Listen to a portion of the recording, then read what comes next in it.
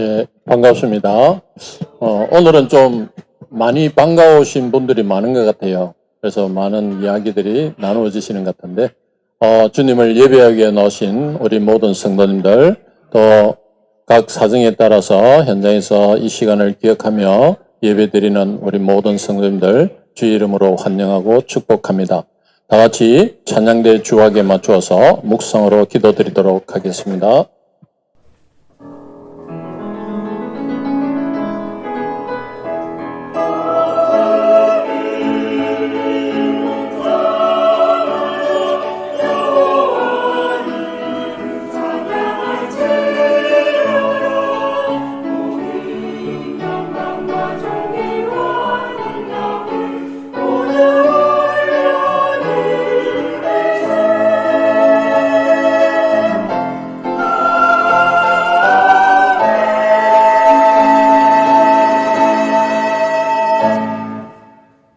하나님 아버지 은혜를 감사드립니다. 오늘도 복되고 귀한 주의 날을 저희들에게 허락하여 주시고 예배자로 불러주시니 감사합니다.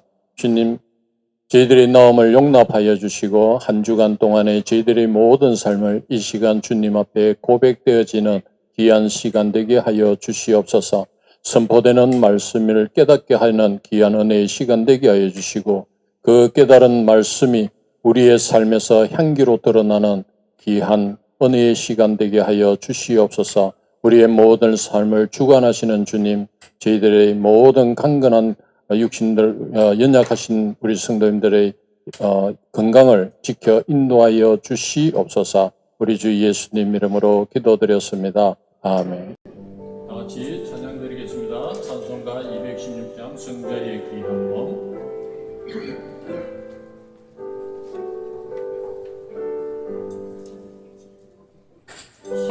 성자의 귀한 몸 날 위하여 버리신 그 사랑 고마워라. 내 머리 숙여서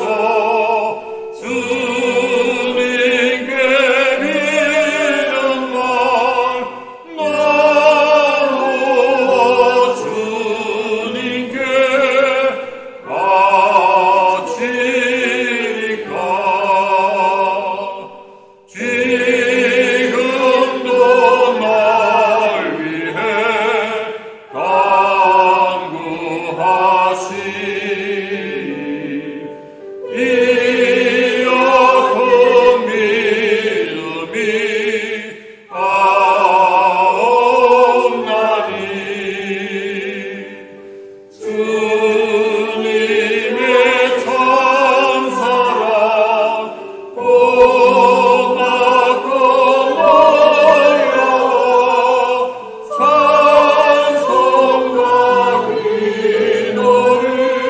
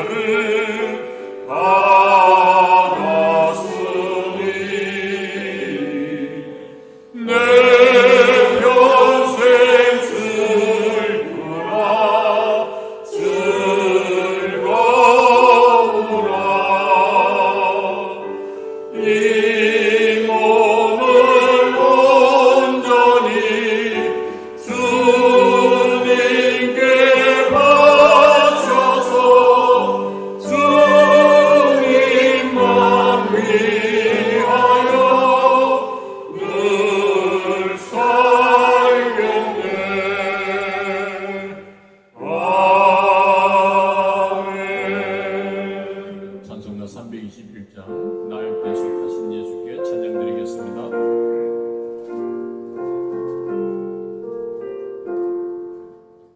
날 대속하신 예수께 내 생명도 누리니 늘 진실하게 하소서 내 구주 예수여 나 구주 위에 살리라 내 기뻐할 양 없으리 내 갈 길이 인도하소서 내 구주 예수여 날 구원하신 예수를 일평생 의지하오니 날 영접하여 주소서 내 구주 예수여 나 구주 위에 살리라 내 기뻐할 양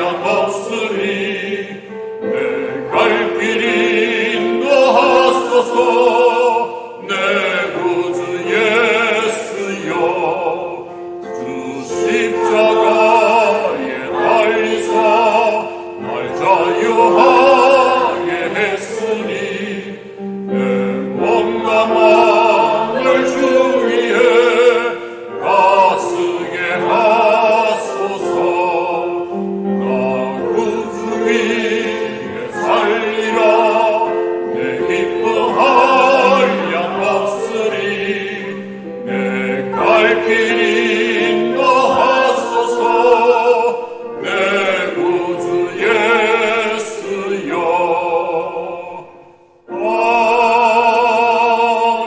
아멘.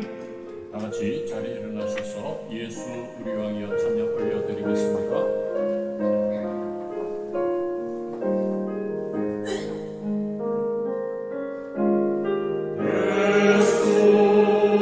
우리 왕이여 이곳에 오셔서 우리가 함께 누리는 영광을 받아 주소서 우리는 주님의 백성 주님은 우리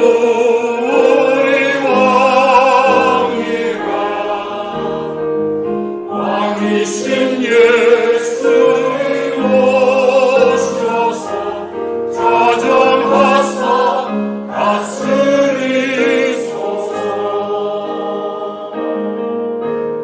예수 우리 주시여 이곳에 오셔서 우리가 주께 드리는 찬양을 받아 주소서 우리는 주님의 종들 주님은 우리 주시라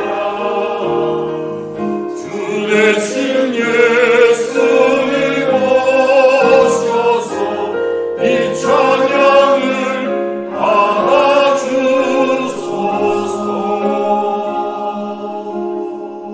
받아주소서. 신앙 고백하시겠습니다. 전능하신 아버지 하나님 천지의 창조를 믿습니다.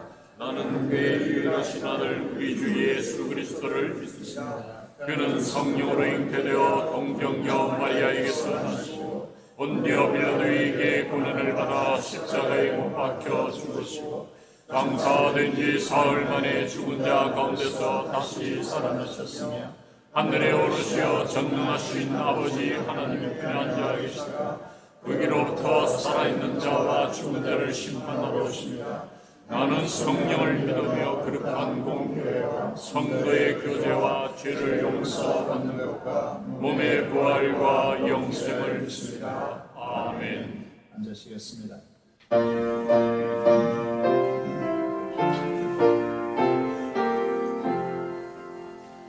영혼의 해필 예수님 가까이 비춰주시고 이 세상 구름 일어나 가리지 않게 하소서.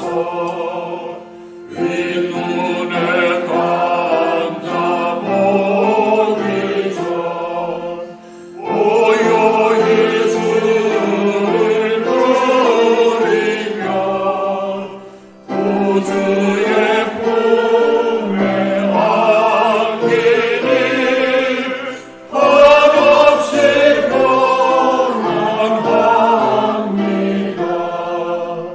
잠길 때 주여 오셔서 나에게 복을 주시고 주님의 사랑 안에서 언제나 살게 하소서.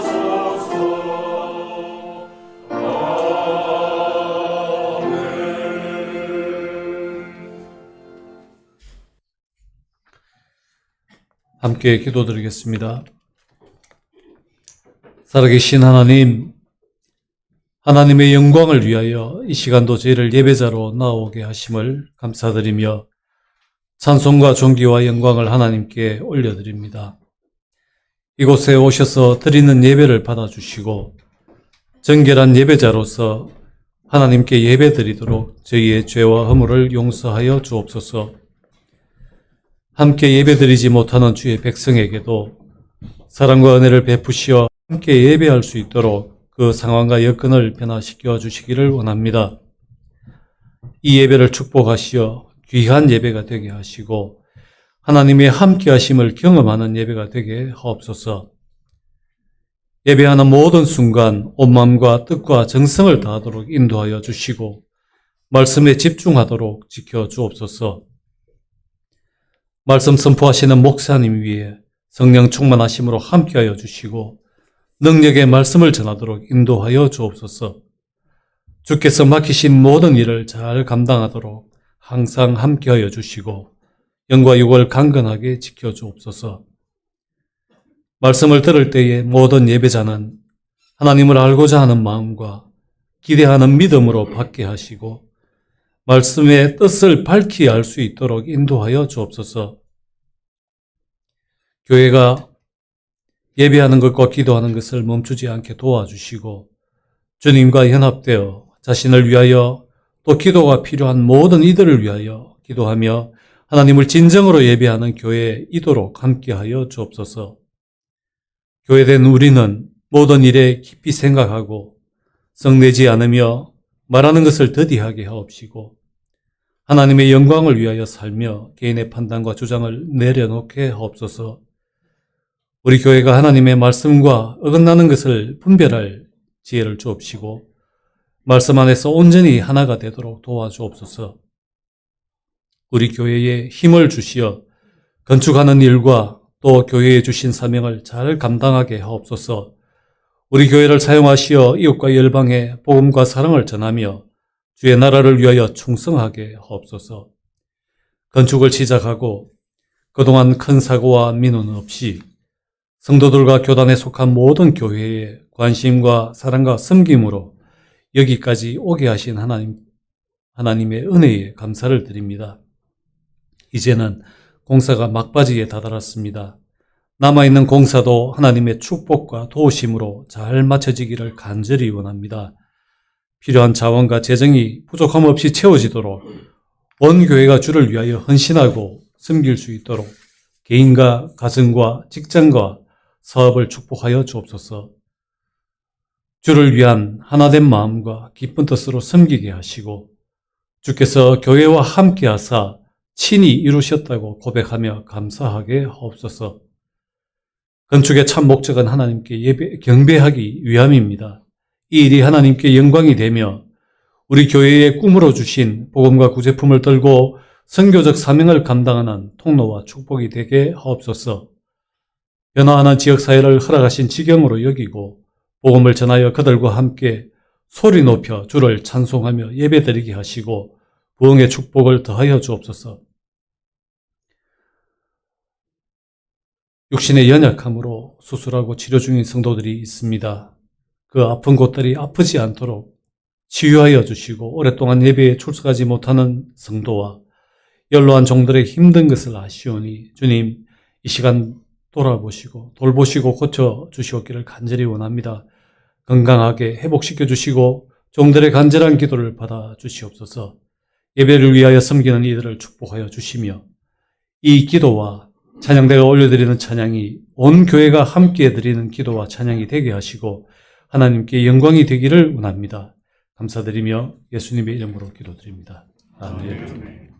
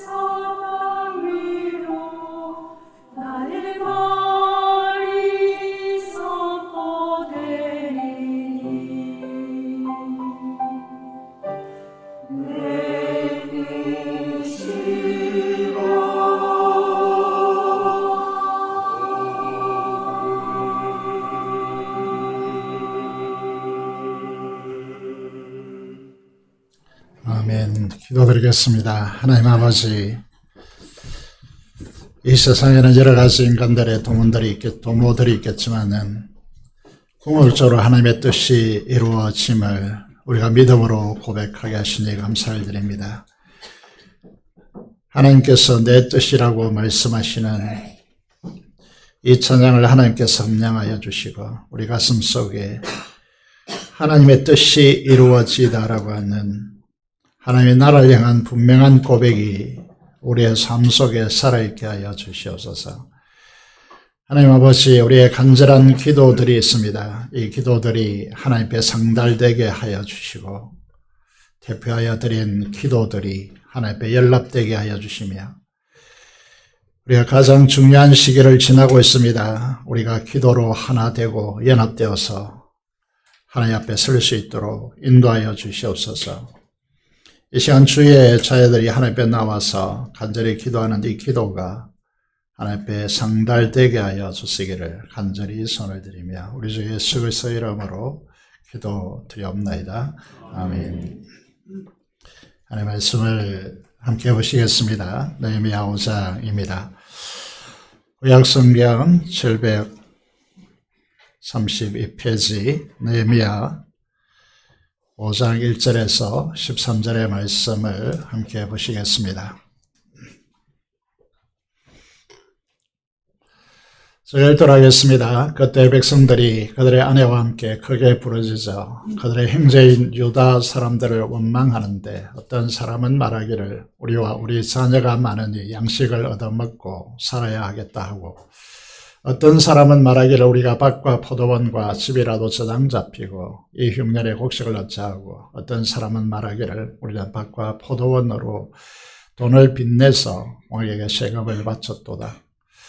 우리 육체도 우리 형제의 육체와 같고 우리 자녀도 그들의 자녀와 같거늘 이제 우리 자녀들을 종으로 파는도다. 우리 딸 중에 벌써 종된 자가 있고 우리의 밭과 포도원이 이미 남의 것이 되었으나 우리에게는 아무런 힘이 없도다 하더라.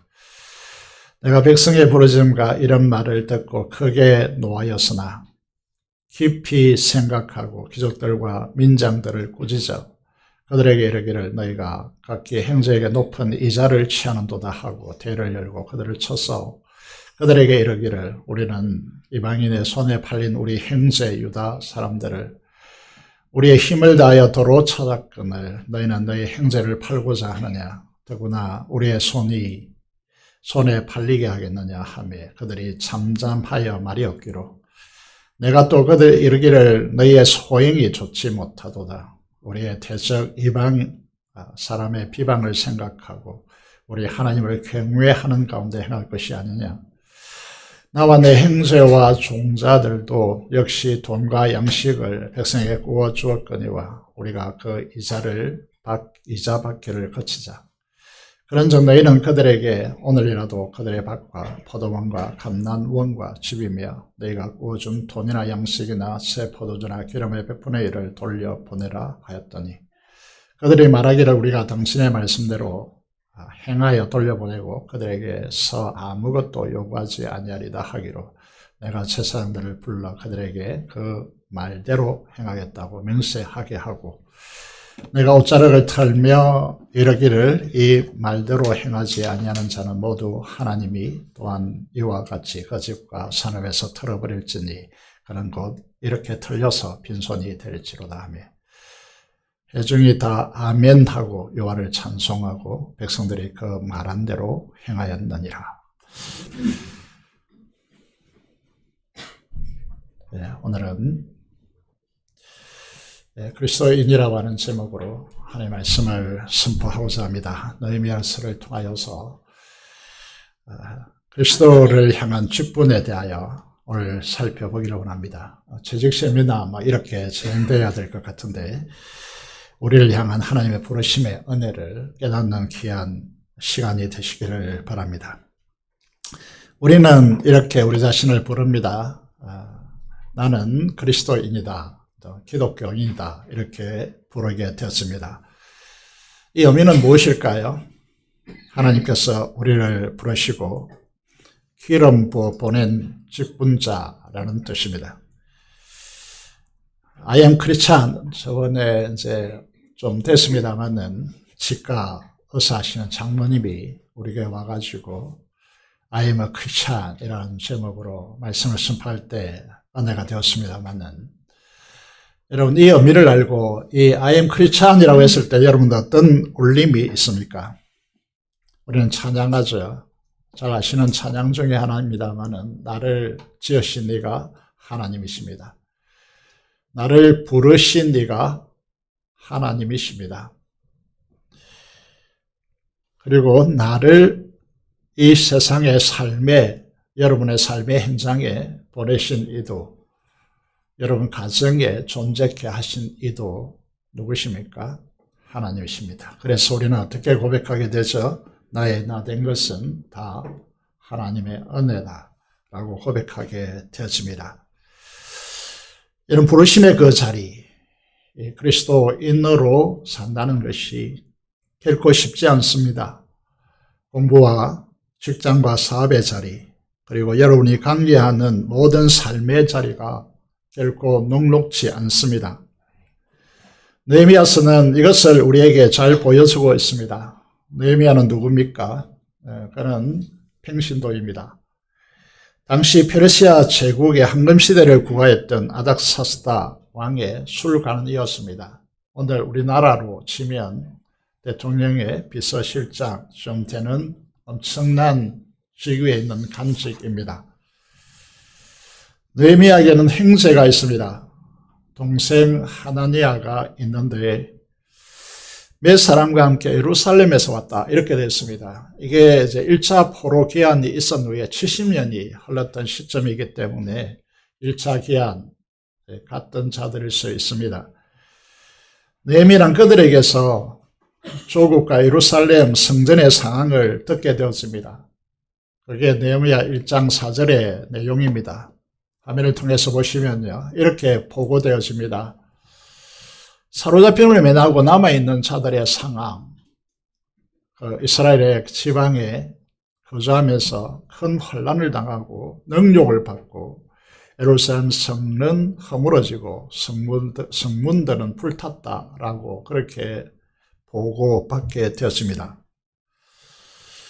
여러분 이 소식을 들었다면 여러분의 안정된 삶에서 이런 소식을 들었다면 어떻게 하겠습니까?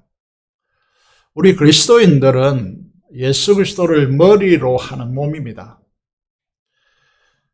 그렇기 때문에 교회 공동체의 어려움과 성도들의 고통과 아픔에서 분리될 수 없습니다. 그래서 성도들의 아픈 이야기를 들을 때 이런 표현을 가끔 씁니다. 마음이 베이는 듯한 고통을 느낀다. 여러분이 만약에 우리 지체들의 애환과 기쁨에 대해서 전혀 상관이 없는 자로 산다면요. 그것은 그리스도인이라고 말할 수 없습니다. 느헤미야는 이 소식을 듣고 앉아서 울고 수일 동안 슬퍼하고 하나님 앞에 금식합니다. 그리고 기도합니다. 에스라서도 마찬가지고 느헤미야서도 마찬가지겠습니다만은 이렇게 기도합니다. 많은 기도의 내용이 있지만 이 부분을 주목하기를 원합니다. 나와 내 아버지 집이 범죄하여 주께 악을 행하였다라고 회개하며 기도합니다. 느헤미야와 그의 아버지가 악을 행하였다라고 보기 힘듭니다. 느헤미야가 이렇게 서 있다는 것은 하나님 앞에 죄를 지었다라고 말하기 힘듭니다. 그런데 민족의 죄, 이 죄를 자기와 아버지의 죄로 가져와서 공동체의 죄를 자기의 죄로 안습니다. 다시 말해서 우리는 이렇게 하기 쉽습니다. 형제들과 지체들의 허물과 죄를 보면서 나와는 상관없다. 저들이 잘못했다. 손가락질하고 막 이렇게 할 수 있는데 이거는 그리스도인의 자세가 아닙니다. 그들의 허물과 죄를 나의 죄로 안고 하나님 앞에 회개하고 나와 동질시 엮이는 것이 한몸된 자들의 삶의 방식입니다. 예를 들어서 생각해 보시면 여러분 손가락 손톱이 빠졌다고 생각해 봅시다. 그러면 손톱만의 문제입니까? 온몸의 문제이죠. 이것이 그리스도인의 자세입니다.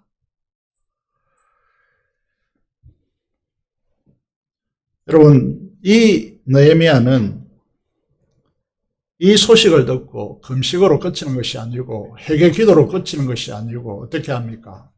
아닥사스다 왕에게 호소합니다. 고국으로 돌아가서 문제를 해결하고 돌아올 수 있도록 조치해달라고 요청하게 되어지죠. 그래서 이게 이제 포로 기한에 보시면요, 1차 기한이 스룹바벨의 주도하에서 일어나게 되는데 주전 537년입니다. 2차가 에스라를 중심으로 일어나는데 458년입니다. 3차가 느헤미야 중심으로 일어나는데 445년입니다. 그러니까 이 1차와 3차의 기간이 얼마나 차이가 납니까? 70년 가까이 차이가 납니다. 이 사실을 이제 보면서요, 시간이 많이 흘렀다라고 하는 사실을 보게 되어집니다.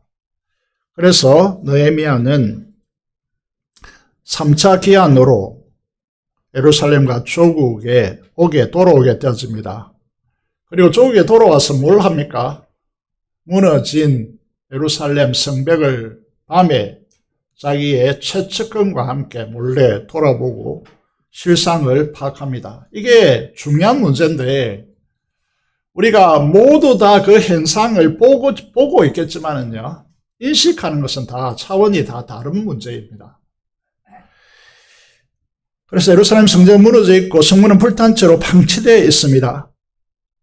그래서 돌아본 후에 그는 단순히 그 사건을 본 것이 아니고 모든 실상을 다 파악하게 되었습니다. 그리고 난 뒤에 유대 지도자들을 모아가지고 다시 예루살렘 성벽을 건축하고 다시는 수치를 당하지 말자라고 제안합니다. 그래서 총독으로 왔기 때문에 유대 지도자들이 거부하지 못하고 이것을 좋게 여겨서 이 선한 일을 함께 하자라고 동의하고 함께 도모하게 되었습니다. 그런데 문제는 무엇입니까?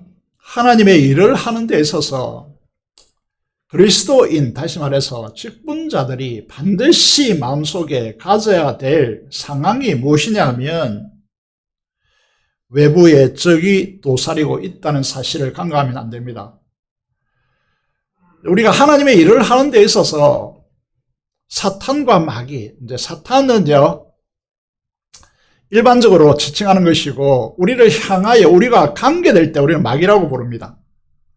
동일한 인물인데, 이 마귀가 악한 영으로 더불어서 사람을 통하여 역사합니다. 그런데 우리는 이 시각을 놓치면 항상 어떤 시각으로 일하게 되느냐 하면 사람들이 늘 문제야, 이렇게 시각으로 일하기 쉽습니다. 그래서 우리가 기억해야 될 것이 하나님의 나라의 일을 할 때, 보험적 사역을 펼칠 때, 교회의 일을 할 때 우리가 기억해야 될 것이 늘 사탄과 악한 영을 염두에 두고 이 일들을 바라보아야 한다라는 것이죠. 이 느헤미야에서 외부의 대적이 누구냐면 여러 차례 언급되고 있기 때문에 잘 압니다. 호론 사람이라는 학자들 사이에 이제 의견이 분분한데, 아수르가 이제 정책을 썼죠. 이스라엘에 있는 사람들을 외부로 이주시켜버리고 그 외부에 있는 아수르 지역에 있는 이민족을 이제 사마리아 근처로 다 이주시켰단 말입니다. 거기서 토착민과 함께 혼혈이 일어나게 되는데 이 후손들, 이 민족을 호론 사람이라고 학자들은 추적합니다. 그리고 그 종대, 그의 산발라스의 종대였던 암몬 사람 도비아가 세력을 얻어가지고 세력을 형성하고 있는 것입니다. 그리고 아라비아 사람 게셈이 예루살렘 성벽을 쌓아서 도시를 재건한다는 소문을 듣고 어떻게 합니까? 이 사람들을 저는 이제 계속해서 몇 시간에 걸쳐서 이제 거짓의 사람이라고 규정하고 있는데, 이 사람들의 속성을 우리는 잘 파악해야 됩니다. 우리가 이제 여러분이 그리스도인으로서 세상의 일을 하거나 또 하나님의 일을 할 때에 항상 이제 부딪히는 문제가 무엇이냐 하면 마귀에 조종당하고 죄에 조종당한 거짓의 사람들입니다. 이 사람들을 보시면요, 항상 끝과 속이 다릅니다. 여러분, 이게 이제 제가 이제 부딪히는 사람들이 끝과 속이 다르다. 저는 이제 굉장히 싫어하는 대상이거든요. 근데 여기 보시면요, 겉으로는 어떻게 합니까? 느헤미야와 함께 도모하는 사람들을 업신여기고 비웃고 조롱합니다. 그게 느헤미야 2장 19절과 4장 1절 3절에 이제 드러나고 있습니다. 크게 분노하고 조롱하고 비웃으면서 지금 유대 이제 이스라엘 백성들이 쌓는 예루살렘 성벽은 여우가 올라가도 무너지리라. 이런 이야기들이 우리는 수없이 이제 직면하게 되어집니다. 세상 사람들이 그리스도를 향하여 조롱하는 문구가 이런 것이죠. 그렇죠. 실질적으로는 어떤 것입니까? 느헤미야 2장 10절에 보시면요. 호론 사람 산발락과 종되었던 암몬 사람 도비아가 이스라엘 자손을 흥왕하게 하려는 사람이 느헤미야가 왔다 함을 듣고 심히 근심했다라고 됐습니다. 그러니까 속이 다릅니다. 이것이 쉬운 문제가 아닌 것이 무엇이냐 하면 우리가 여러 차례 언급했습니다마는 이 산발락과 도비아는요, 예루살렘에 있는 유대인 귀족과 제사장 가문, 심지어 대제사장 가문의 손자와 딸과 또 자녀를 결혼시켜서 유대 관계를 형성하고 있습니다. 그래, 이들이 서신으로 이제 내통하면서요, 느헤미야를 제거하려고 하는 것입니다.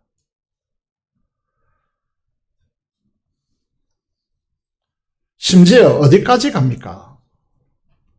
느헤미야의 절친이자, 느헤미야는 총독입니다. 제사장이 아닙니다. 선지자도 아니죠.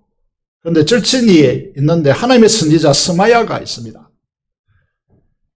이 스마야가요, 하나님의 계시를 받는 척 하면서 나를 계시를 받고 있는 기간이야 라고 하면서 거짓으로 두문불출합니다. 그래서 느헤미야가, 친구인 느헤미야가 걱정이 되어서 스마야 선지자를 찾아갑니다.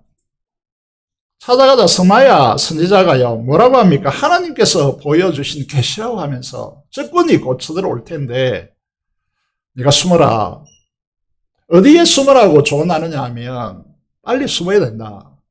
숨는 곳이 어디냐 하면 성전이다. 성전의 한 곳에 숨어라 라고 합니다. 이것은 이렇게 밝히고 있습니다. 하나님의 이 선지자가 도비아와 산발락에게 뇌물을 받고 거짓 예언한 것이다. 이렇게 됐습니다. 선지자들이라고 하면서요, 선지자라고 하면서 그것도 두문불출하고 이 느헤미야가 올 수밖에 없는 환경을 만들어서 성전에 들어가라. 제사장이면 들어갔으면 안 되는 곳에 들어가라. 이 직감적으로 이제 느헤미야가 깨닫는 것입니다. 이게 안 되는 짓을 하네. 이 가차라는 것이죠. 그래서 백성들이 이제 이 느헤미야를 신뢰하고 있는데 이 신뢰의 관계를 깨뜨리는 것입니다. 이 하나님의 법을 어긴다고. 느헤미야는 말할 수 없는 이 참담한 현실 속에서 어떻게 대처하느냐라고 하는 문제입니다.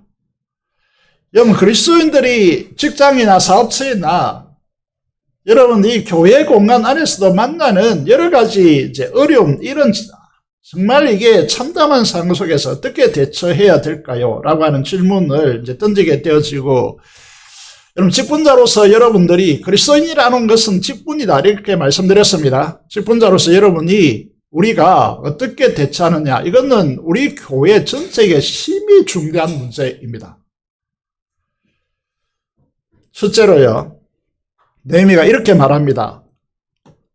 느헤미야 2장 20절의 말씀을 띄워놓았는데 보시겠습니다. 내가 그들에게 대답하여 이르되 하늘의 하나님이 우리를 형통하게 하시리니. 여러분, 여기에 믿음의 동의가 되어야 되거든요. 하나님의 일을 하는 하나님의 직분자는 여기에 동의가 분명하게 서 있어야 됩니다. 여러분에게 하나님은 누구십니까? 하늘의 하나님이시고 그 하나님 우리를 행동케 하시는 분이십니다.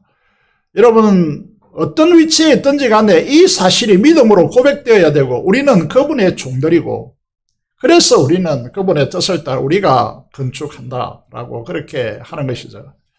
그리고 이게 아까 이제 처음 서두에 제가 말씀드린 대로 느헤미야는 이 성벽을 밤에 몰래 저희 측근과 함께 둘러보면서 이 산발락과 도비아가 어떻게 이 이스라엘 예루살렘의 귀족들과 깊숙이 관계되는 게 다 파악한 것입니다. 그래서 이렇게 선포하는 것이죠.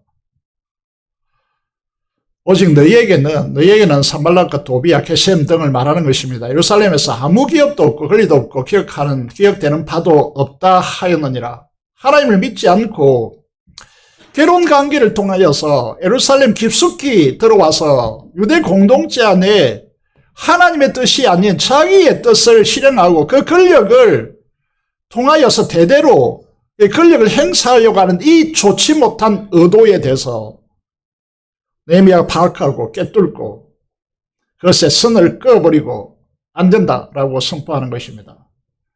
다시 말해서 우리에게 담대함이 필요합니다. 여러분 세상과 타협하기 시작하면 여러분 이런 선포를 못합니다. 세상에. 그들이 끌려다닐 수밖에 없죠. 그렇게 된다면 기독교의 믿음의 야성을 상실합니다. 그래서 이렇게 된다면요 엄청난 여러분들이 꽃빛 끼어가지고 사람들에게 유린당할 수밖에 없는 상황을 맞이하는 것입니다. 두 번째가 무엇입니까? 느헤미야는 하나님께 기도합니다. 이 기도의 내용을 우리가 주목해야 되는 이유는 이 기도가 엄청난 중요성을 안고 있습니다. 굉장히 단순하게 보이는 사람들이 있겠지만요. 이 기도가 너무나 중요합니다. 느헤미야 6장 14절인데 내 하나님의 도비아와 산발락과 여선지 노이다와 이 선지자가 개입되어 있습니다. 그 남은 선지자들 곧 나를 두렵게 하고자 한 자들의 소행을 기억하옵소서 하였더라 라고 됐습니다. 여러분 이 문제를 푸는 방식이 여러분 아닥사스다의 절대적인 지지를 가지고 있고 그리고 군사력을 동원할 수 있는 권한을 이 느헤미야에게 부여해 놓고 있습니다. 그런데 이 부분을 정치적으로 풉니까? 군사력으로 풉니까? 아닙니다. 기도로 풀고 있습니다. 느헤미야의 기도를 보면서요. 그리스도인들이 반드시 갖춰야 될 실력, 기도의 실력이 무엇이냐면 기도 응답의 실력을 갖춰야 되거든요. 이 기도 속에서 그 비밀을 우리가 함께 깨닫기를 원합니다. 책임을 진 그리스도인들요. 직분자들이 가지는 압박감은 그렇지 않는 사람들이 상상하기 힘듭니다. 교회에서 직분을 가지고 책임을 지는 자리에 설수록 그 압박감은요, 상상하기 힘들다는 거죠. 이 압박감에 두려움에 침몰하지 않고 하나님의 역사를 이루는 사람들이 가지는 영성이 무엇입니까? 그게 기도의 힘입니다. 어떤 사람들이 기도에 응답받는 그리스도인입니까? 느헤미야의 기도를 보십시오. 장로님, 권사님, 집사님들, 부모 세대들요.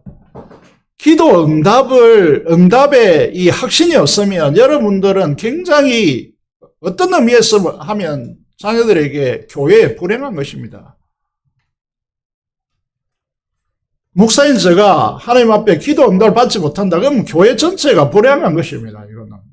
그런 의미에서 중요한 문제죠. 이 기도 응답받는 그리스도인의 핵심이 무엇입니까? 느헤미야의 기도를 보시면 첫 번째 문장에서 결정되어집니다. 내 하나님이여 그랬습니다. 기도를 결정하는 가장 우선적인 것은 무엇입니까? 하나님과의 관계입니다. 저는 종종 이런 말을 할 때가 있습니다. 하나님 아버지라고 불러보라고. 눈을 감고 한번 불러보십시오. 하나님을 향하여서 성령께서 계신다면 아빠라고 부르게 되는데 여러분들이 눈을 감고 아빠라고 안 불러보십시오. 어떤 마음의 감동이 있는지, 어떤 울림이 있는지. 어떤 날은 그냥 눈물이 주르르 흐르기도 하고 어떤 날은 죄송합니다, 죄송합니다 이 말밖에 할 말이 없는 날이 있고, 하나님 사랑 앞에 압도되어서 내가 하나님 앞에 무슨 말을 한다는 것이 누추할 때도 있고, 아무런 하나님과의 관계없고 감정도 없이 막 여러분의 요구만 이렇게 쭉 늘어놓고 이렇게 마치는 것이 기도입니까? 그건 아니다는 거죠. 무슨 말입니까? 사실상 기도는 내 하나님이여 이곳에서 결정되는 것입니다. 마태복음 25장에 마지막 심판대 앞에 선 오른편 양들과 왼편 염소를 보여주는데, 왼편 염소들이 뭐라고 합니까? 주님을 위해서 우리가 먹을 거 주고, 헐벗을 때 이쁠 거 주었고, 갇혔을 때 가서 우리가 돌보지 않았습니까? 언제 너희가 그랬는데? 나는 너희를 모르는데. 무슨 말입니까? 우리가 주님과의 관계없이, 주님과 상관없이 내 열심으로 막 교회에 일을 열심히 하고 내가 수없는 헌신을 하고, 이게 무슨 의미가 있냐는 거죠. 그거는 너를 위한 것이지 나를 위한 것이 아니었다는 거죠. 이렇게 하는 사람들이 우리 교회에 만약에 존재한다면 정말 교회가 불행해지는 것입니다. 주님과 상관없는 것입니다.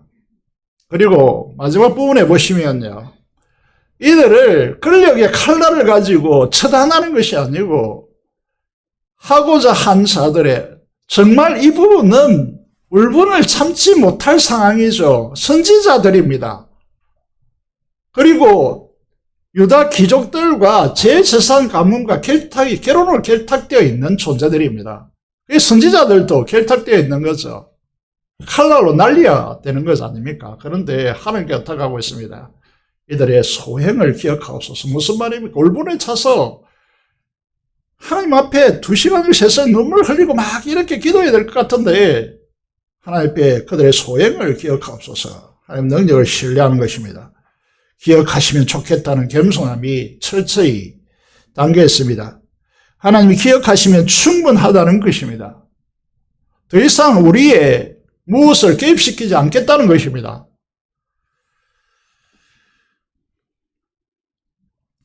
여러분, 기도가 살아있어야 됩니다. 기도가 살아있을 때 우리는 영적으로 자유의 날개를 펼치고 웅비할 수 있게 될 것입니다. 사랑하는 그리스도인 여러분, 다시 말해서 직분자 여러분, 기도의 자리, 기도의 꼴방을 확보하시기를 바랍니다. 이게 없으면 여러분 관계된 모든 사람이 불행한 존재가 됩니다. 꼭 기억하시길 바랍니다. 세 번째 원리가 작동되고 있는데, 그건 동력의 원리입니다.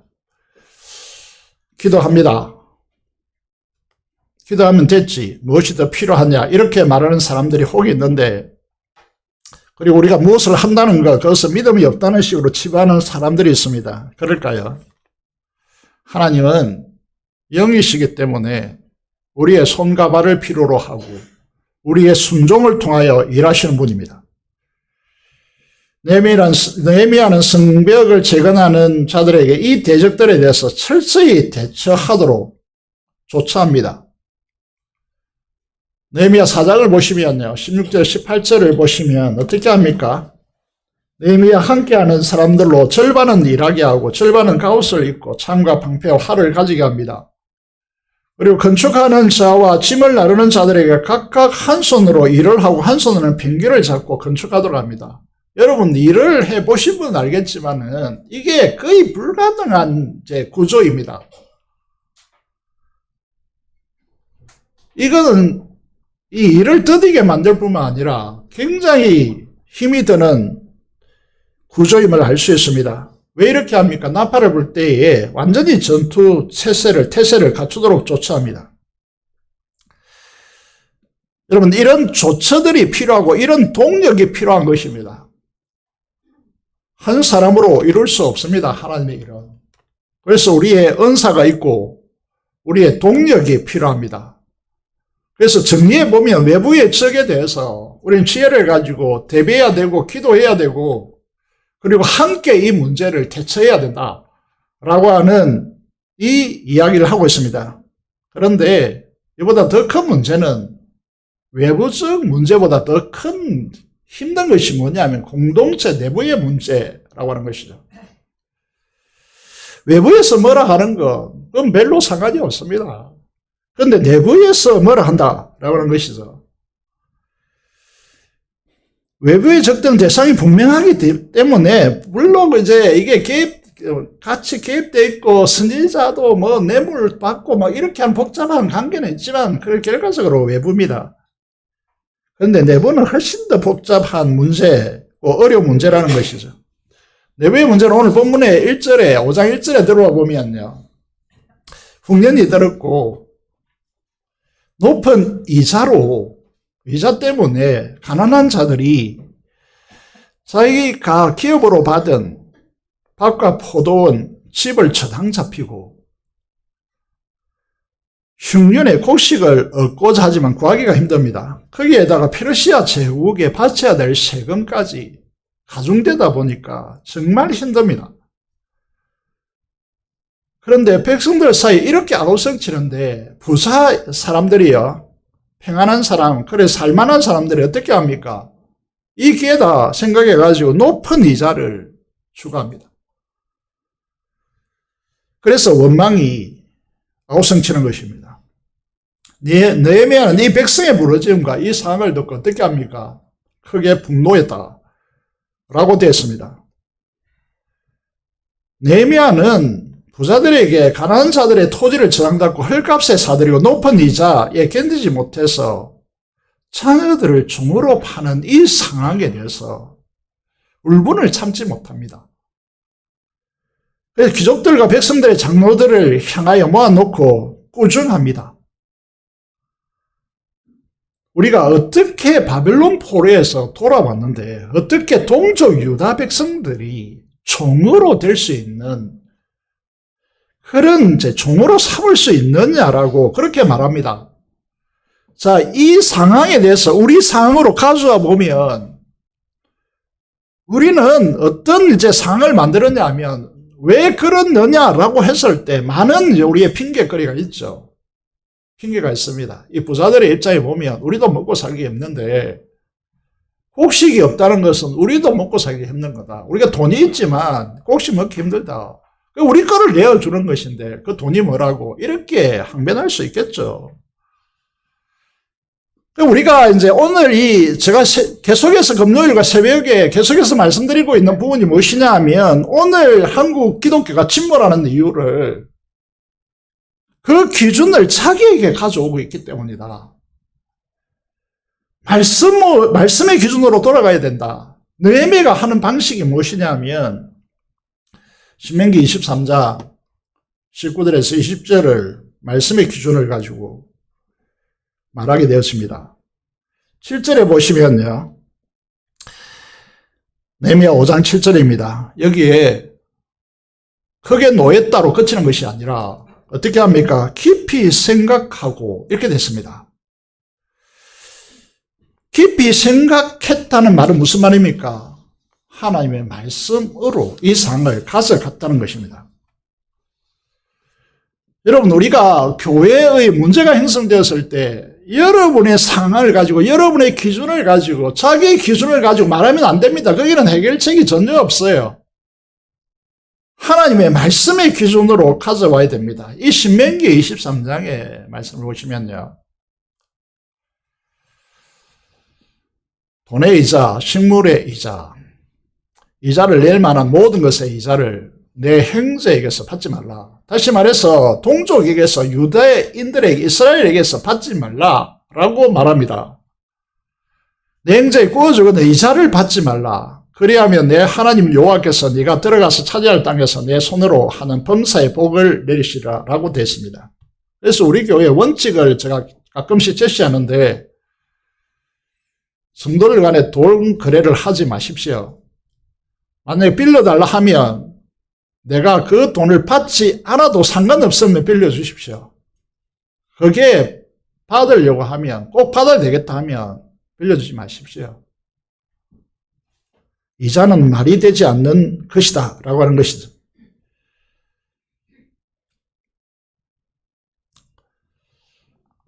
자, 깊이 생각했다라고 했습니다. 이 우리는 이 세상을 살면서 말씀의 기준으로 사느냐 아니면 내 기준으로 세상의 기준으로 사느냐라고 하는 것입니다. 하나님 편에 쓴다는 것은 말씀의 기준으로 사는 것입니다. 그래서 이스라엘 지금 상황을 보시면요. 높은 이자를 받고요. 계속 부자들이 가난한 자들의 밭과 포도원과 이런 것들을 계속 자기 것으로 삼고 확장해 나가는 것입니다. 거기다 더 안 되니까 자녀들을 총으로 받는 상황이 형성된 것입니다. 이게 말이 되느냐라는 것이죠. 그래서 이자 받은 것을 중단하고 받은 것을 그 일부라도 돌려보내는 조치를 하고 있습니다. 9절에 보시면요. 내 소행이 좋지 못하다. 이렇게 됐습니다. 이자 받기를 그치자.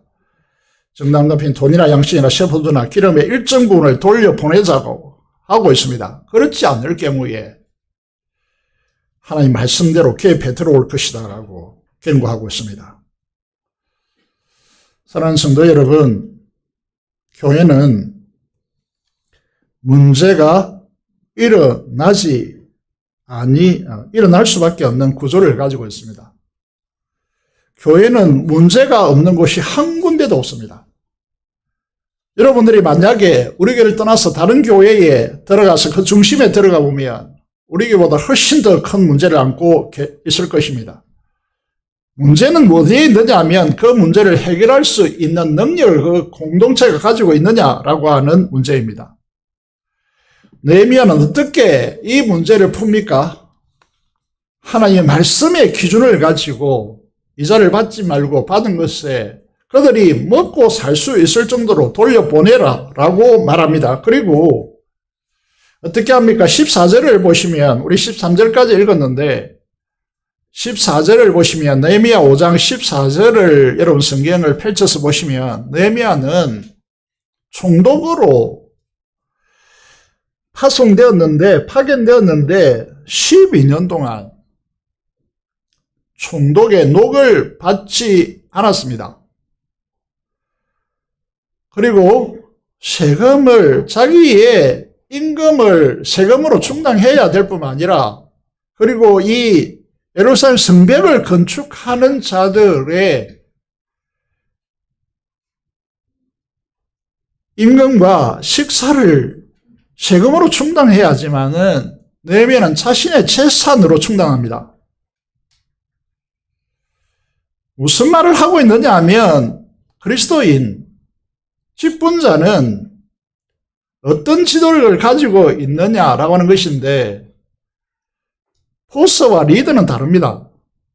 보스는 하부 조직을 희생시켜서 자기의 권력과 이익을 취하는 자입니다. 그러나 지도자는 자신을 희생하는 사람입니다.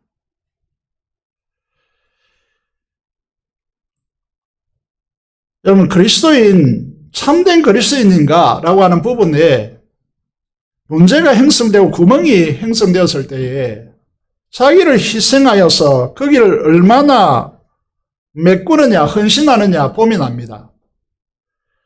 하나님 나라와 주님의 몸된 교회를 통하여서 영혼 구원과 하나님의 사람을 온전케 세우기 위해서 어떤 희생과 어떤 헌신으로 모범을 보이는가라고 하는 것이 리더십의 핵심이죠.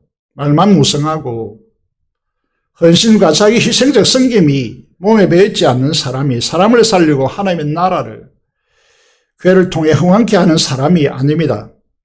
이 모든 것의 핵심은 어디로 갑니까? 오늘 느헤미야 5장 15절을 보겠습니다. 이렇게 하는 이유를 무엇이라고 말하고 있습니까? 나는 하나님을 경외함으로 이렇게 됐습니다. 하나님을 경외하지 않는다. 하나님을 두려워하지 않는다. 이 사람은 그리스도인이 될 수 없습니다. 말씀드린 대로 교회는 문제가 없을 수 없습니다. 그 문제에 대해 깊이 사고하고 현실의 문제를 직시하고 자신을 희생하여 문제를 해결하는 사람이 직분자입니다. 이 문제의 결론을 보겠습니다. 느헤미야 5장 9절인데 좀 희미하겠지만은 느헤미야의 이 독특성, 느헤미야의 지도력의 이 독특함이 무엇이냐 하면 잘 보셔야 되는 문제가 야 내가 잘 해결했다, 이 문제를 해결했다 이런 것이 아니고 어디로 갑니까? 내 하나님이여 내가 이 백성을 위하여 행한 모든 일을 기억하사 내게 은혜를 베푸시옵소서. 무슨 말을 하고 있는지 잘 보셔야 되는 것이 여러분 그리스도인 직분자들 속에서 장로님들, 근사님들, 집사님들, 이게 이제 교사들 이런 직분자들 속에서 청년 리더십, 학생부 리더십 이런 직분자들 속에서요. 이런 구조를 가지고 있지 않는 분들이 많습니다. 다시 말해서 사람에게 인정받기 위해서 행하는 이 모든 문제를 내가 해결했으니 내가 얼마나 이 공동체에 중요한 사람이고 얼마나 위대하냐. 이렇게 된다면요. 문제가 해결되지 않습니다. 그 문제를 해결하면요. 다른 곳에 그늘이 생기기 때문에 그곳에서 또 문제가 형성되어집니다. 왜 느헤미야가 이렇게 하나님을 의탁하고 기도할까요? 하나님께서 개입하셔서 함께하지 않으면 문제가 해결되더라도 감동이 없습니다. 아, 저 사람이 잘난데. 그런 것이 되는 것이죠. 또 다른 그늘이 생기고 또 다른 원망이 생깁니다. 그래서 힘들지만요. 새벽에 부교육자 새벽기도 맡길 수 있죠. 그렇지만 새벽에 나와서 강대상 뒤에서 무릎 꿇는 이유는 하나님께서 해결하도록 의탁하기 위한 것입니다. 우리도 비전센터를 마무리할 수 있습니다. 마무리 짓고 있습니다. 많은 사연들이 있었고 많은 스토리가 있습니다. 그동안 많은 성도들의 기도와 많은 교회와 또 그 다른 교회 성도들의 헌신이 있었습니다. 정말 이게 다치고 많은 이제 사연들이 있지만 일하는 분들이 그거 다 숨기고 이렇게 일하고 있습니다. 수고와 헌금이 있었습니다. 그렇지만 건축의 완성이 우리의 결론이 아닙니다. 그건 시작점입니다. 우리 정부와 우리의 꿈이 아닙니다. 그게 전부라면 심각한 문제에 봉착되는 것이죠. 예를 들어서 우리나라의 대통령들을 보면요. 대통령이 되는 것이 꿈이라면 정작 중요한 것은 대통령이 되고 난 뒤가 그 대통령의 이제 실력을 어떻게 발휘하느냐의 문제인데 대통령 되는 것이 꿈이고 그게 전부라면요. 우리나라는 불행해지는 것이죠. 비전센터를 향한 우리의 꿈은 우리 성도들이 기도한 대로 오늘 장로님도 기도하셨습니다만 복음을 전하고 예배를 드리고 세계 선교를 감당하기 위한 것입니다. 이 일 때문에 우리는 행복해야 하는 사람들입니다. 느헤미야가 1차 기한 이후에 1차 기한자들이 성전을 짓고 에스라가 돌아와서 이제 성전을 완성하고 그리고 느헤미야가 와서 이게 성벽을 완성하게 되어지는데 그때가 언제냐 하면 7월달을 앞두고 있었습니다. 유대 절기로 보시면 7월달이 중요한 이유는 구약의 성경을 좀 아시는 분은 알겠지만은 6월달, 1월달이고 7월달이 되면 중요한 이제 절기가 형성되어집니다. 그게 뭐죠? 7월 1일은 나팔을 길게 불어서 이 중요한 달임을 알리는 것이 이제 나팔절이라고 그러고 1년에 한 번 대속죄일에 성전에 지성소에 한 번 1년에 대제사장이 지성소에 한 번 들어가서 모든 하나님의 언약 백성들의 죄를 대표하여 성전 안에 들어가서 지성소에 들어가서 그 속죄소 위에 피를 뿌림으로써 이스라엘 죄를 사하는 대속죄일이고 7월 15일부터는 어떤 날이 전개되어집니까? 이스라엘이라고 하는 이 공동체 정체성을 보여주는 초막절이 시작된단 말입니다. 일주일 동안. 여기에 7월 1일이 되었습니다. 뭘 합니까? 수문학 광장 앞에 모든 성도들이 모입니다. 남녀노소를 불문하고 다 모이죠. 그리고 이들이 이렇게 에스라에게 무엇을 요청합니까? 하나님께서 모세에게 준 율법책을 좀 가져와라. 이렇게 했을 때에 느헤미야 8장 4절을 보시면요. 어떻게 합니까? 여기에 그때 학사 에스라가 특별히 지은 나무 강단에 서고 이렇게 했습니다. 그리고 좌우에 오른쪽에 6명의 제사장, 왼쪽에 7명의 제사장이 함께 섭니다. 시간 관계상 왜 서는지에 대해서 이유를 생각하고요. 나무로 특별히 지은 나무 강단에 서고 이렇기 때문에 우리도 비전센터에 이렇게 하려고 합니다. 모세가 하나님께 모세에 준 이 율법책 에스라가 펼칩니다. 그때에 남녀노소를 불문하고 수문학 강장에 모인 모든 이스라엘 백성들이 일었습니다. 그리고 11절의 말씀을 보시면 느헤미야 8장 11절입니다. 한번 찾아보겠습니다. 몇 장 넘어가서 11장을 보겠습니다. 오늘 우리가 예배가 얼마나 그 예배의 중심에서 벗어나 있는지 보기를 원합니다. 느헤미야 8장 11절입니다. 레위 사람들도 모든 백성을 정숙하게 하여 이르기를 오늘은 성일이니 마땅히 조용하고 근심하지 말라 하니 이렇게 됐습니다.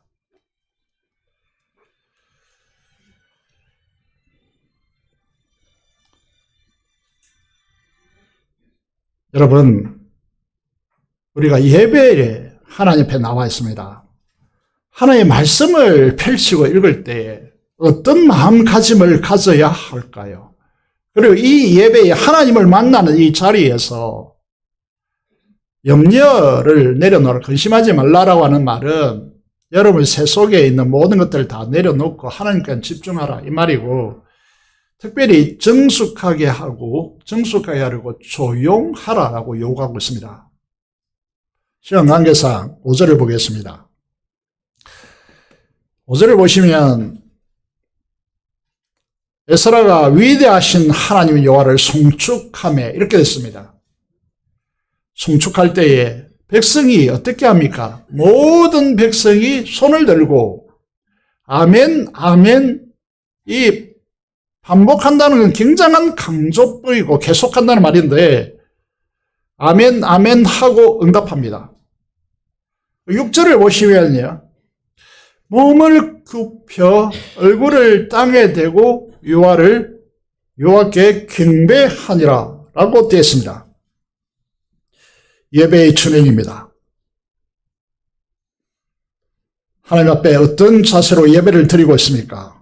그리고 이 시간이 새벽부터 정오까지 적어도 6시간입니다. 수문학 강장에 이제 모인 이들이 대단히 우리에게 중요한 이유는 7절의 말씀을 보시면 공식적인 교회로부터 인준을 받은 제사장들이 우리의 목자라고 할 수 있습니다. 모여서 선포된 말씀을 해석하고 정밀하게 깨닫게 합니다. 그래서 우리는 목장교회로 모여야 하는 이유를 여기에서 발견할 수 있는데 선포된 말씀을 알아듣기 힘드니까 함께 모여서 서로 나눔을 통하여서 서로 모르는 것을 질문하고 서로 깨닫게 해주고 해석하는 일이 필요합니다. 그리고 내가 말씀을 통해서 받은 은혜를 나눔으로써 동일화가 일어나고 서로에게 위로와 격려와 치유가 일어나야 하는 것입니다. 여러분, 이 시간이 제가 선교단체에 있을 때 너무너무 기다려져서 일주일 동안 이 시간이 좀 빨리 오지 않느냐라고 항상 기다리며 고대했습니다. 이런 목장 모임 시간이 그렇습니까? 나도 내 삶에서 저 선배처럼 그렇게 하나님의 말씀에 순종하여 주님의 통로가 되고 주님과 동행하는 사람이 되고 싶다라고 하는 간절한 열망이 일어났습니다. 마지막으로 9절을 보겠습니다. 백성이 어떻게 했습니까? 말씀을 듣고 다 우는지라 이렇게 됐습니다. 여러분, 오늘 우리의 이 시대에서 말씀을 듣고 우는 사람이 없는 이유는 무엇이라고 생각합니까? 우리의 경험과 인문학적 지식이 말씀을 지배하고 있기 때문입니다. 말씀이 우리 생각을 압도해야 됩니다. 히브리서 4장 12절의 말씀대로 말씀이 우리를 압도해야 되는데 우리의 생각이 말씀을 재단하고 있단 말입니다.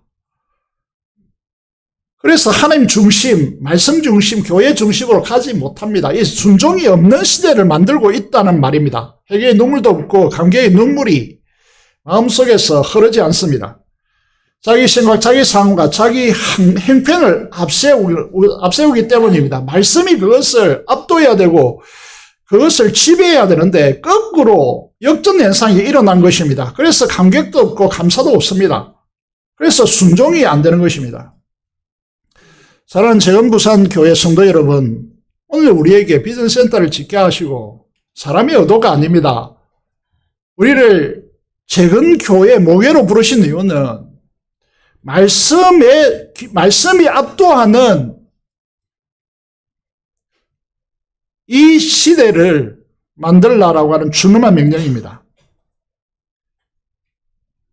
아무리 노력하고 수고해도 헛됨이 아니라 하나님이 책임지시고 축복하시는 인생으로 말씀이 여러분의 생각과 여러분의 기준을 압도해야 여러분이 순종으로 하나님의 역사를 이룰 수 있는 사람이 됩니다. 요약해 보시면, 사랑하는 재건부산 교회 성도 여러분, 우리는 왕적 제사장이요 하나님의 떡을 선전하는 선지자인 이 세 가지 직분이 통합된 그리스도인으로 위대한 부르심 앞에 서 있습니다. 그리고 교회를 통하여 세상에 보냄받은 하나님의 제자들입니다. 주님의 제자들입니다. 응답받는 기도자로 서시길 바랍니다. 기도의 공간을 확보하시기 바랍니다. 합심하여 기도하는 자리에 함께 마음을 모아서 성령의 생수의 강물이 흐르도록, 우리 교회를 넘쳐서 흘러서 이 지역사에 흐르도록 합심 기도에 여러분의 기준을 가지고 제발 가지 마시고 하나님 부르심 앞에 서십시오. 그리고 자기를 희생하는 섬김의 사람들이 되시기를 바랍니다. 마산교회 장로님이 코어방에 소개를 했지만은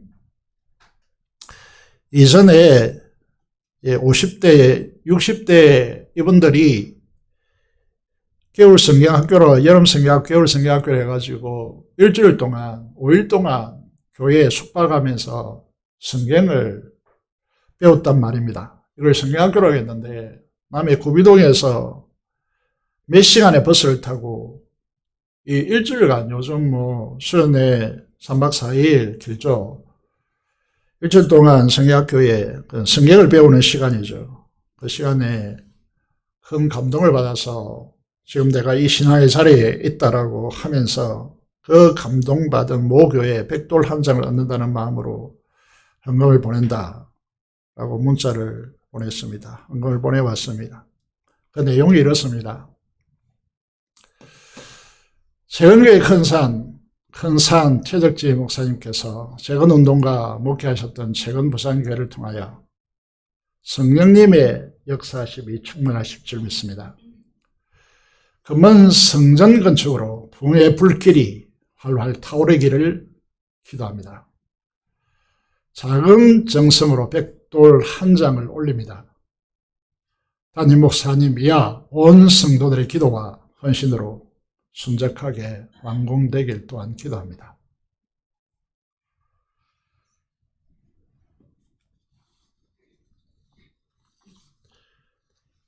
기도는 돈으로 짓는 것이 아닙니다. 처음부터 말씀드렸지만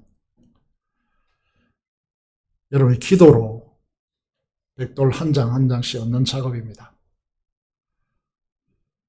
하나님 부름받은 그리스도인으로서 기도와 겸손한 헌신적 섬김으로 하나님이 이루시는 보냄받은 일에 행통한 주의 자들이 되시기를 주님의 이름으로 축복합니다.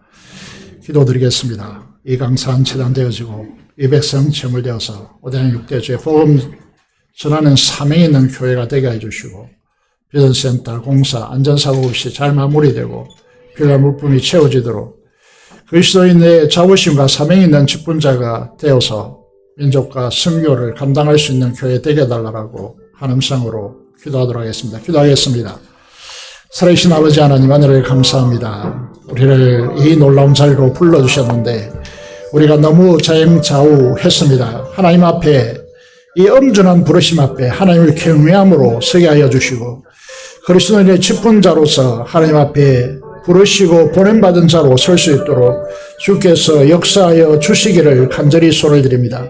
우리를 부르신 이도 하나님이시고 보내신 이도 하나님이심을 기억하게 하여 주시고 하나님을 경외함으로 설 수 있도록 도와주시고 우리가 이 비전센터를 통하여 하나님을 참으로 예배하고 하나님 아버지 앞에 하나님 말씀이 선포되어지며 기도 응답이 이루어지고 하나님 역사를 이루는 자들이 되게 하여 주시기를 간절히 손을 드리며 우리 주 예수 그리스도의 이름으로 기도드리옵나이다. 아멘. 찬송가 215장 부르면서 준비한 대로 하나님 앞에 헌금하도록 하겠습니다. 특별한 걸 준비하셨다면 하나님 앞에 드리도록 하겠습니다.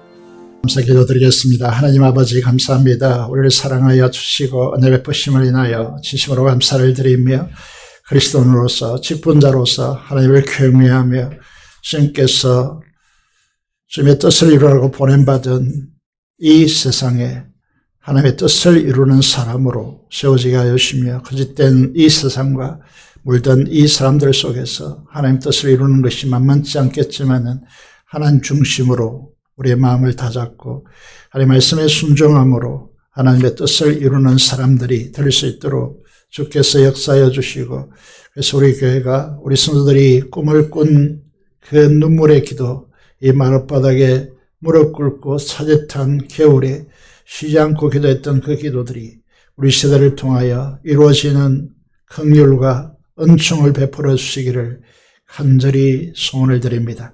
주일 헌금과 11조 목적을 따라 하나님 앞에 헌신하는 주의 충성된 자들과 감사로 하나님 앞에 제사드리는 주의 자들과 특별히 건축을 위하여 헌신하는 주의 자들과 그 오늘 특별 헌금을 위하여 아버지 앞에 드리는 이 모든 일들이 하나님께 연락될 수 있도록 하나님께서 역사하여 주시기를 간절히 손을 드립니다. 많은 이들이 기도하는 대로 우리 묘교회가 성령 충만하고 성령의 운행하심을 따라 성령의 강물이 흐르는 교회가 될 수 있도록 주께서 역사하여 주시옵소서.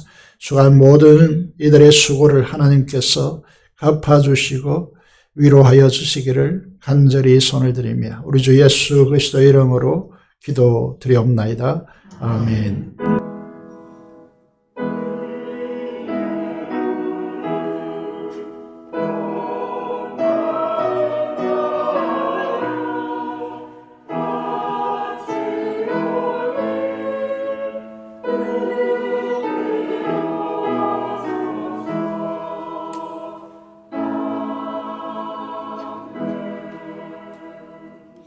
그 소식입니다. 정책당회가 이번 주 토요일부터 시작되었습니다. 2026년도 예산 편성을 위한 공동회의가 6월 14일에 오전 예배 직후에 가집니다. 특별 건축헌금 오늘 실시하고 있습니다. 필연센터 공사를 위해서 기도하고 재정이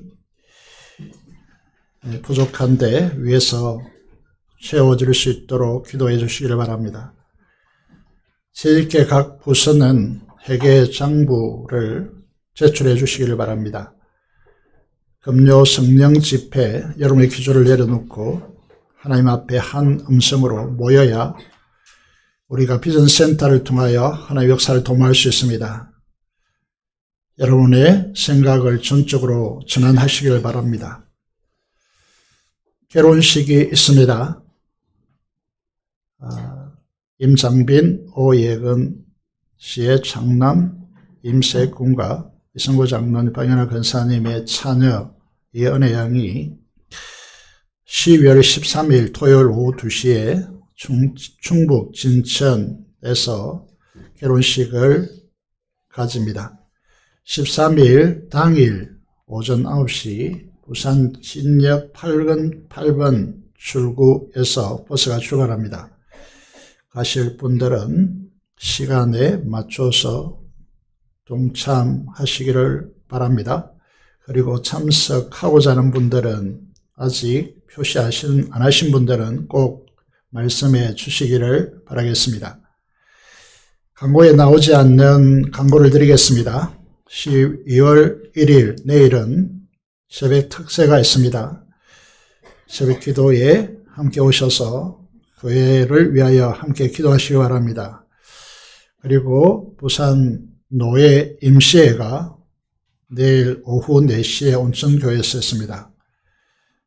노예 원대시는 장로님들은 기억하시기를 바라겠습니다. 이상으로 교회 소식을 말씀드렸습니다. 다 같이 일어나셔서 찬송가 1장 찬송 드리겠습니다.